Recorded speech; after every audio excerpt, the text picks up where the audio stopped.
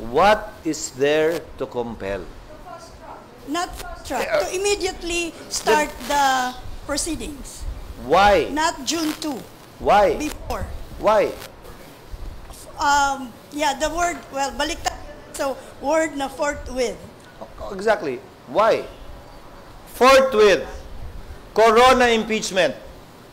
December 13 final, nag-hearing January 19 dahil may recess. Oh, mahigit 10 buwan yun. Forthwith, may nagreklamo ba? But not 5 months. Wait, may nagreklamo ba? Hunger for power. It will divide the nation. Pag ginawa namin yan, parang binigyan mo lamang ng dagdag na namang rason ang nasasakdal na umakyat na naman at questionin yan. Dahil ideya at opinion lamang yan na wala naman tinatayuan talagang probisyon ng batas. Sir, parang sinasabi niya kasi, yung gagawin yung move naman is not you acting as a legislative body, but as an impeachment court. So, parang outside... Asan pa rin nga sa rules yan? Pag ginawa ko nga yan, kung ikaw si VP Sara, kakwestiyonin mo, hindi. Kakwestiyonin mo, di ba? So, ba't ko dadagdagan pa yun? Pero sir, sinasabi mo pwede consider... Sa ngalan na mamadali ito ngayon? No, not necessarily, sir. No, so pero, ba't ko gagawin? Ba't ko gagawin na sir, pwedeng questionin? Pero the fact, sir, that you said na it may be considered, tama ba? Na pwede makonsider yun? No, I'm referring it to the Rules Committee and the legal team, but I'm answering you based on my opinion. As I said, sa opinion ko, ba't ko bibigyan ng bala at armas ang nasasakdal para questionin yung proseso namin? Why will I go out on a limb on something that's not been tested? Why will I do something that hasn't been done before? Lahat ng sinasabi kong gagawin namin, nagawa na dati ng Senate as an impeachment court o nagawa na ng Senate kaugnay sa ibang function namin kabilang ng SET. Hindi isang bagay na iniimbento ko lang ngayon sa ngalan ng impeachment complaint kay VP Sara. Ba't ba siya naiiba? Sir, Hindi siya espesyal. Ang tingin ko, hindi espesyal na impeachment to tulad ng mga pinagdaanan naming impeachment complaint. Yes, sir. Kung hindi manggagaling sa iyo, sir, yung initiative, let's say may majority members na nag-sign ng manifesto, calling you, urging you. That's not under our rules. Well, we can meet here. They can meet here. Majority can meet here. I can even join them. So in short, sir, hindi ka mapipressure kahit ng mga ganong opinion ng majority ng kasamahan mo sa Senate? Yung assumption mo, ang layo na. Sumulat pa lang si Coco, minority pa siya, majority ka na agad. Hindi, malayo na yun eh. Ang layo na. Pero sir, nire-raise yung idea na possibility siya. Hindi, it's not something far. Pero, I mean, if he gets the support of the majority members, then that becomes a possibility now. Ang layo na nga eh. Una, minority ang sumulat, ni hindi miyembro ng majority. Sabi ko, hindi ako sang-ayon, pero i-refer ko sa legal team, sa Senate rules, para i-considera nila. Dahil ayaw ko naman baliwalain basta-basta ang opinion ng isang miyembro ng Senado. Pero ang layo naman anong talon mo na biglang may majority, tapos may pressure, tapos magko-convene. Wala pa yun. Wala pa tayo doon. Pag nandun na tayo, at least makakain tayo uli sa labas. Yung sinasabi kong palitan ng dokumento, tapos na yung June 30 dun eh. So, 12 lang ang senador. Paano naman kami magta-trial ng 12? Siguradong panalo na yung nasasakdal dahil walang 2/3. Diba? So, the soonest time you can convene the impeachment court for trial purposes would be once the Senate is complete with 24 members. That will happen after June 30 and once the new Senate has entered into its function. SP last na po, yun lang pong sa SC petition, yung order po for the Senate to comment. Sinabi niyo po na Solgen yung sasagot. Ano po yung extent ng participation ng Senate doon sa prosesong yun, if any?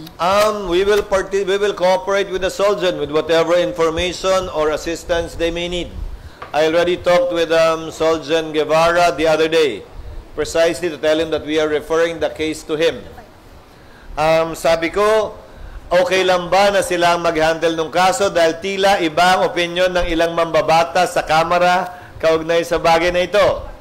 Maliwanag ang sagot niya, kaya ni-refer ko sa kanya yung kaso. Sabi niya, hindi party sa kasong to ang Kamara. Ang dinedemanda ng mandamos ay ang Senado lamang. At ikakatawan niya ang Senado kaugnay sa posisyong tinatahak na ng Senado ngayon. It's quite clear from the beginning that you said trial will push through. And you also said, in fact, nagbigay kayo ng examples on what have been followed, yung Supreme Court decision, not. And also, the question now is to when. Ang daming gustong mabilis. So what can compare under your leadership? Briko, Wala. sino ba yung may gustong bilisan? There are petitions in courts. I go, but Yeah. those who want to rush the process are against the Vice President, are in favor of impeachment. Okay. Partisano nga eh. Those that are against are quiet, hindi kami kinukulit na madali nito, pabor malamang sa bise. O baka naman, sang-ayon sa ginagawa namin. Hindi ba? So what So, can compel the Senate? What is there to compel? No. Nothing. What? No. That's not my question. What is there to compel? Not fast track. To immediately start the proceedings. Why? Not June 2. Why? Before. Why? Yeah, the word, well, baliktad. So, word na forthwith. Exactly. Why? Forthwith. Corona impeachment. December 13 final, nag-hearing January 19 dahil may recess. Oh, mahigit 10 buwan yun. Forthwith, may nagreklamo ba? But not 5 months. Wait, may nagreklamo ba? This is not 5 months. That was the recess. That was the recess at that time. Merceditas Gutierrez impeachment. Same. Ito, 1 week ha. 1 week pa ang session ng Senado. Hindi nag-convene yung impeachment court. Kami 2 hours. Nagreklamo ba kayo na madalin? Nagsabi ba kayo na mag-convene yung impeachment court ng December? Mercy Gutierrez. March 23, final ang impeachment. Nag-adjourn ng Senado March 26. Nag-convene ang impeachment court late May na rin. Mahigit 1 buwan din. Dahil nagkataon, yun din ang recess noon. Nagreklamo ba yung nagreklamo ngayon?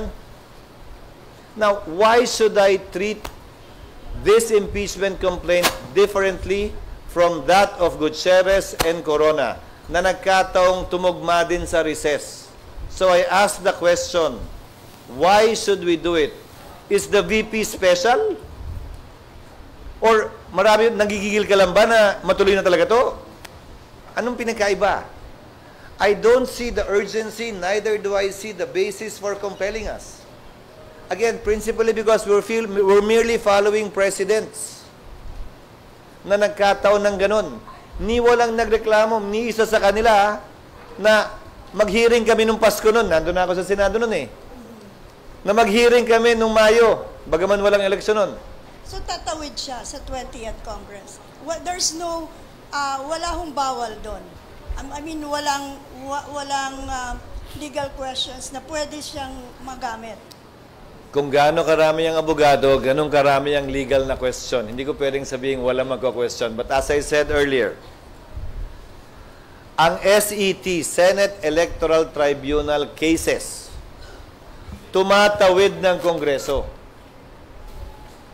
19th to 20th, 18th to 19th, 17th to 18th, nagpapalit yung mga senador, may na-elect na bago, may nagre-retire na justice, tumatawid siya.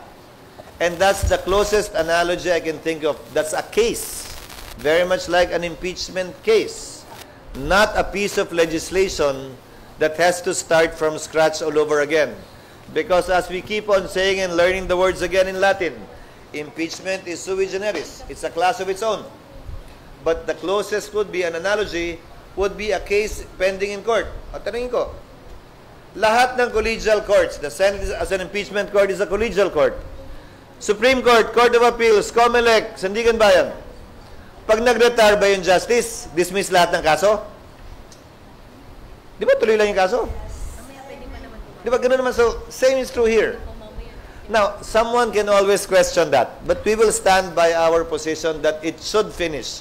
What we started as a Congress, as an impeachment court, we should finish and we should not leave it hanging. So at the moment, nothing can compel this Senate to... Well, an order of the court. But then again, if the court orders that, then the Senate would have to meet and decide. Again, dahil minsan nga may sinusunod, minsan may hindi. Yeah. But if you ask me, we should accord due respect to the decisions of the court. But otherwise, you won't follow. Otherwise, we won't follow who? We cannot. the There's ruling. no session eh. No, we cannot. There's no session. Gustuhin ko man, di naman pwede yung sinasabi ni Senator Coco. Pwede naman kami mag-lunch eh. Wala naman problema. Kahit dinner pa nga eh.